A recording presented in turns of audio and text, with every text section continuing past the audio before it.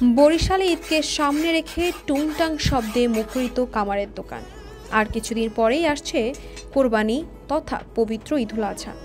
আল্লাহর সন্তুষ্টি লাভের আশায় তার নামে পশু জবাই করাকে কোরবানি ঈদ বলে। ঈদুল আজহা উপলক্ষে আল্লাহর নামে নির্দিষ্ট কিছু হালাল পশু জবাই বা কোরবানি করা হয়। আর এই ঈদুল আজহাকে সামনে রেখে এখন ব্যস্ত সময় পার করছেন কামার শিল্পীরা। টুংটাং শব্দই বলছে ঈদ লেগেছে কামারের দোকানে। দিন কিংবা রাতে চলছে চাপাতি, দা, বটি, ছুরি তৈরি ও শানের কাজ। নাওয়া খাওয়া ভুলে নির্ঘুম রাত কাটাচ্ছে তারা। দরজায় কড়া নাড়ছে মুসলমানদের সবচেয়ে বড় ধর্মীয় উৎসবের অন্যতম ঈদুল আজহা। আর মাত্র কয়েকদিন পরই কোরবানির ঈদ। এই ঈদে অন্যতম কাজ হচ্ছে পশু কোরবানি করা। ঈদুল আজহাকে সামনে রেখে পশু জবাইয়ের সরঞ্জাম প্রস্তুতে ব্যস্ত সময় পার করছেন বরিশাল নগরীর কামার শিল্পের কারিগররা। কয়লার দগদগে আগুনে লোহাকে পুড়িয়ে পিটিয়ে তৈরি করছেন সব ধারালো সামগ্রী।